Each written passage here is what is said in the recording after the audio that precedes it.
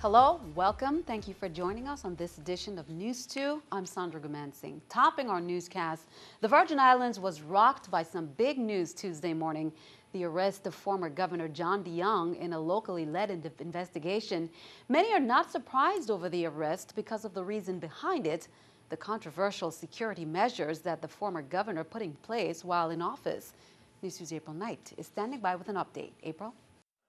Sandy, few arrests could get any more high profile than this. Former Governor John DeYoung arrested Tuesday morning over what's now known as Gate. That's the former governor leaving Superior Court Tuesday after his advice of rights hearing. Former PFA Director Julito Francis, who was just arrested over tainted PFA contracts involving Balbo Construction, is also involved in the DeYoung case. Both men were arrested on 2 counts: embezzlement of public monies and neglecting to pay over public monies. Each charge is punishable by a fine of not more than $10,000 or imprisonment of not more than 10 years, or both. And if convicted, any person violating these statutes shall be disqualified from holding any public office. We could say this has been brewing for a while, even way back during DeYoung's own administration when he first came under fire for building the controversial fence and the driveway. Now, just to put it in context, the former governor claimed he did that because of the lack of official residence for the governor, and he said the decision that would cost the Virgin Islands less money is to just live in his own house and install the necessary security measures, which other governors have done. But the issue at hand is where DeYoung took the money from. A 2010 report by the U.S. Inspector General put those improvement costs at close to $500,000. In May, the former governor wrote the government a check for $202,000 using his own calculations to reduce the costs, but then Acting Attorney General Terry Griffiths announced that they're returning the money and launching an investigation on misappropriation of funds, which has brought us to where we are today. Acting Attorney General Claude Walker said they're not through and they'll be keeping a close eye on public corruption. We will have a robust public corruptions division. I formerly worked in the white-collar public corruption section. I'm familiar with the perception and the issues that the public have with public corruption in the territory. The Virgin Islands Attorney General's office has to be a leader in this area. Everything is not simply to refer to the federal government. Although they have a role to play, we also have our responsibility. The arraignments for former Governor DeYoung and former PFA Director Julito Francis for this case are expected within 2 weeks. Sandy? Thanks, April. Meanwhile, the Department of Justice held a press conference Tuesday morning to announce the news of former Governor DeYoung's arrest, as well as that of former PFA Director Julito Francis. News 2's Erica Parsons has more on the investigation. Sandy, as you can imagine, every news organization was represented at the press conference this morning where we learned of former Governor DeYoung's arrest. And of course, many of the media's questions went unanswered because this investigation is far from over. Acting Attorney General Claude Walker says the VI government will be handling the prosecution of both former Governor John DeYoung Jr. and former PFA Director Julito Francis. This was a local matter handled by the Attorney General's office. The two are charged with 2 counts, embezzlement of public monies and neglecting to pay over public monies, since the two allegedly executed contracts to use local highway funds to secure the governor's private residence. Those activities are alleged for the period of April 2007 to January 2009. Each of those counts can carry a fine of up to $10,000 or up to 10 years in prison, or both. Attorney General Walker wouldn't say much more than that. Cannot confirm nor deny. I can't give you the exact time period. No. Cannot respond to that. No comment. Do you expect to make any more arrests regarding this particular investigation? I cannot provide information on that at this time. Walker stressed that the VI government will be handling the case, but he hasn't assigned a prosecutor as yet. We have a special investigations division and a prosecutor also involved in putting the case together. The acting attorney general confirmed that the investigation has been going on for some time, though he wouldn't say how long. He also wouldn't say if there was any federal involvement in building the case. You know, the questions to ask here might be whether or not there are other arrests coming down the road and whether any of these defendants will have to face federal charges at some point. Sandy? The Attorney General has been tasked by Governor Kenneth Mapp to crack down on crime at his appointment, and that became a topic of discussion at the Senate Finance Committee hearing on Monday when lawmakers dug a little deeper on what the AG's office is doing about the rise in illegal firearms. NEWS2's April Knight has more. Newly appointed Acting Attorney General Claude Walker says in order to combat rising gun violence in the territory, the influx of illegal firearms needs to stop. And a lot of that, he says, relies on the federal government. The points of entry of our territory are primarily controlled by federal law enforcement and inspection agencies. Therefore, our first line of defense is to prevent guns from coming to the territory, and our federal partners play a role in that. According to Walker, while the federal government's efforts might not always be visible in the community, it is indeed intercepting VI-bound guns and identifying their sources in the United States. The current law states that individuals bringing in weapons legally have to go to the police department to register that weapon. One lawmaker says if his proposal goes through, these individuals would not have to go further than the airport. First, we would make it a felony not to declare the weapon, and we would provide the facility at the airport between the Port Authority, police, and whichever the third entity that's already there, so that the person wouldn't have to be obligated to go anywhere else. Walker said the Department of Justice and the U.S. Attorney's Office are working together on a regular basis on these gun-related violent incidents, and they're expecting to produce a memorandum of agreement soon that would formalize that collaboration. Reporting for News 2, I'm April Knight. As jurors were vetted for the trial of former Internal Revenue Bureau Director Louis Lolo Willis, parties are gearing for the trial. Jury selection began yesterday, as we reported, drawing over 100 potential jurors. Willis is accused of fixing 2 years' worth of tax returns for Balbo Construction, owned by Gerard Castor, allowing the company to understate its tax returns by some $3 million. Specifically, he is charged with conspiracy to evade or defeat taxes, fraud, and providing false statements. Count on 2 to keep you updated on developments on Willis's trial. In recognition of hurricane season, Vitima has teamed up with us to share some tips and reminders throughout the season with Vitima's director, Mona Bars. Here's more.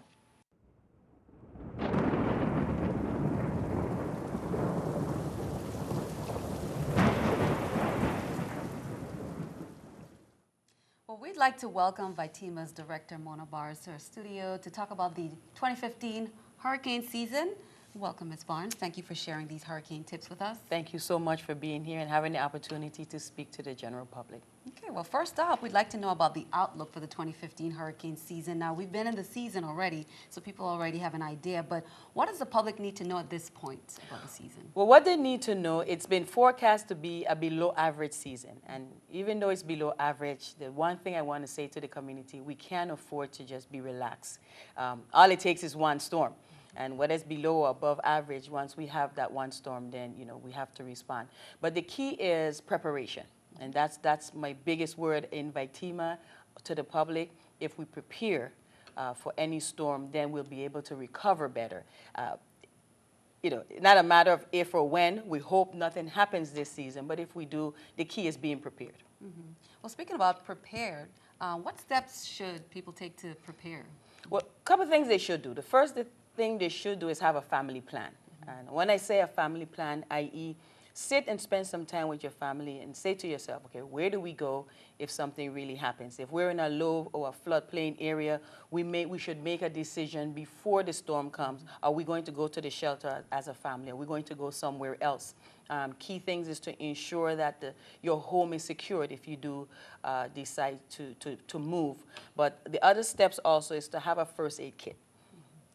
Key, ensure that you have enough water per person for approximately 3 days. And all of these things you can do before. You know, you have to have some food. We say just get some dry goods, you know, something that you can have, because we probably won't have a stove. So you can have your dry food. And also remember to take care of your children. That's one of the biggest things in a hurricane season, because it can get traumatic for some children, and we also have to prepare for them.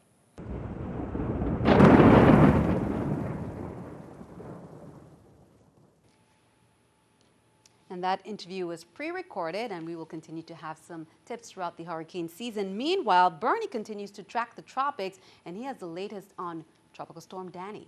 Bernie?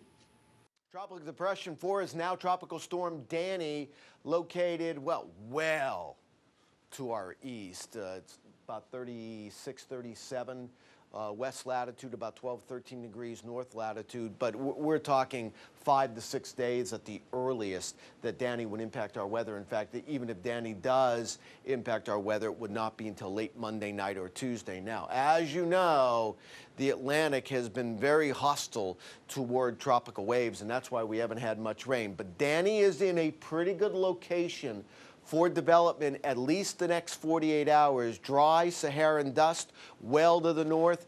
We still have some strong wind shear across the Lesser Antilles, but Danny well to the south of the dust, or just south of the dust, and well south and east of the shear. So over the next couple of days, Danny will continue to at least maintain its strength, if not strengthen.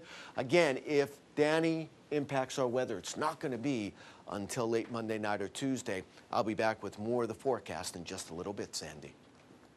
Thanks for that update, Bernie. Meanwhile, keeping our eye on the economy, here's the New York Stock Exchange with our stock market watch.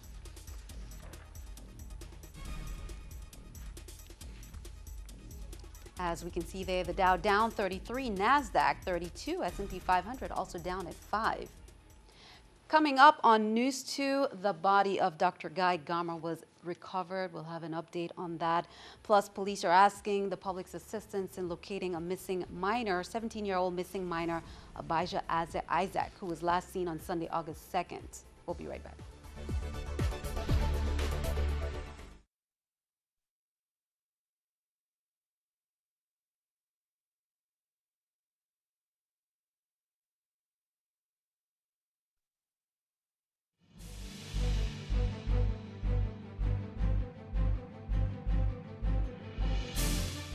Welcome back. Police on St. Croix are asking the public's assistance in locating Abijah Isaac, a 17-year-old missing minor.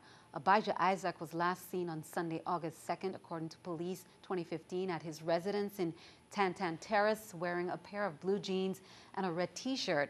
Abijah is known to frequent the areas of Sunny Isles and Scion Farm, particularly the Scion Farm basketball court. Abijah is 17 years old, has medium brown complexion, black hair, brown eyes, and stands 5'8" and weighs about 130 pounds. If you see Abijah Isaac or know his whereabouts, you are asked to contact Detective Willock at 340-712-6029 or 778-2211. The body of Dr. Guy Garmin was recovered Tuesday morning. Dr. Garmin was well known as St. Croix's ear, nose, and throat specialist, and a number of agencies worked together to locate and bring the diver back to the surface after this weekend's tragic accident. NEWS2's Erica Parsons has an update. The medical examiner's office transported Dr. Guy Garmin's body to the morgue after they recovered him Tuesday morning. You know, his body was recovered this morning, so the coroner's taken over. It was a commercial dive outfit here, along with VIPD and U.S. Coast Guard, where both had boats out there. The diving community is still trying to cope with the loss of Garmin, who didn't resurf Saturday while trying to break a world record. For the past 3 years, we've been planning, he's been working towards trying to set a world record scuba dive, which would be 1,200 feet. Back in April, he did an 815-foot dive, becoming one of only 12 people on Earth that have ever done that. Everything was going as planned. The whole team was here early in the morning. We loaded up. There were 3 different boats involved. At that depth, the support divers would be providing him extra tanks of air because he would have depleted what he had. The support divers were there waiting for him. There was no sign of him coming up. they sent word back up to the surface that they waited as long as they could. More deep divers went down to continue watching, and it never happened. He never did surface. That was it. It's very, very sad. Ed Buckley has known Garmin and his family for years. The doctor was well known as St. Croix's sole ear, nose, and throat specialist. Buckley says Garmin was much more. He was my friend. He was a friend of so many people here. He was an incredible guy. He was a wonderful friend. He was a very avid diver, a very professional. He researched diving so thoroughly. I mean, he was a very, very good physician. A lot of people on the island got treated by him, neither his nose, ear, throat practice, or also he was a hyperbaric chamber specialist, so people that had diving accidents would get routed through him before going to hyperbaric chamber. Buckley was the boat captain who took the dive team out Saturday, and he said because of the Garmin tragedy, he has no interest in helping break any more world records. Erica Parsons, News 2. Officials from the Coast Guard say they were notified Saturday morning around 9:45 about Dr. Garmin's failure to resurface. Condolences to family members and friends of Dr. Garmin. The Coast Guard cutter Vigorous transferred custody of 2 suspected smugglers and 1,230 pounds of cocaine to Immigration and Customs Enforcement, Homeland Security Investigations, Special Agents in San Juan in Puerto Rico on Friday, following the interdiction of a Go-Fast vessel on August 11th in the Caribbean Sea. The interdiction was the result of a multi-agency law enforcement effort in support of Operation Unified Resolve, Operation Caribbean Guard, and the Caribbean Corridor Strike Force. The drug shipment was estimated to have a wholesale value of approximately $14 million. Well, National Employer Support of the Guard and Reserve Week 2015 has been proclaimed by the President of the United States, President Obama, and that is from August 16th through the 22nd. It's recognized as Employer Support of the Guard and Reserve Week.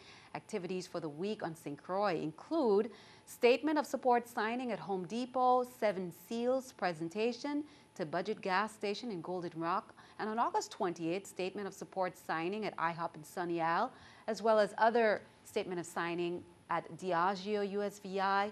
And the event is being held in expressing thanks to the more than 1 million citizen soldiers, airmen, Marines, and Coast Guardsmen who protect our nation as guardsmen and reservists. And President Obama says we are asked to recognize the heroes. St. Joseph Catholic High School announced their partnership with the Virgin Islands Waste Management Authority with the introduction of the Networking Skills Training Academy, slated to launch this fall at St. Joseph Catholic High School. The IT Academy will offer some courses in coordination with the Cisco Networking Academy, which is a global educational program that helps students prepare for ICT, which is Information and Communication Technology careers. The program also offers professional certifications and higher education opportunities in fields such as engineering, computer science, and other related fields. The IT Academy at St. Joseph Catholic High School will initially offer courses which will be delivered through Cisco NetSpace, the Networking Academy's cloud-based learning and collaboration environment. Well, there was a lot of rain over the weekend, but many joined the Texas Society for the annual chili cook-off at Brewers Beach on Sunday. The largest single-day community fundraisers in the U.S. Virgin Islands included the chili cooking teams with family, friends, or co-workers as they competed to represent the USVI at the Terlingua International Chili Cook-Off. The event included lots of live music. Now let's take a look at your winners. Large show included Heidi's Honeymoon Grill. First place was Rum Island Pub. Second place, Dwayne and Laura Hosh. Third place, and small show category included Coast Guard in first place, Jasper Templeton second, and Robert Kunkel in third. Vegetarian, Colleen Davis first, Heidi Erwig second, and John Malucci third. The beef category had 10 different winners. Jasper Templeton first, Nora Chapman second, Trish Hardy third, George Ann Nicholas in fourth place, Dee Black at fifth place, Ben Chapman sixth, Marlene Dykas seventh, Wolf Vinson at the 8th place, Donald Pomerantz 9th, Eric Ackerson in 10th place. Congratulations to all the winners. The National Hurricane Center has upgraded Tropical Depression 4 to Tropical Storm Danny, as we reported, and the system continues to steadily strengthen. Bernie has the latest forecast in our update coming up.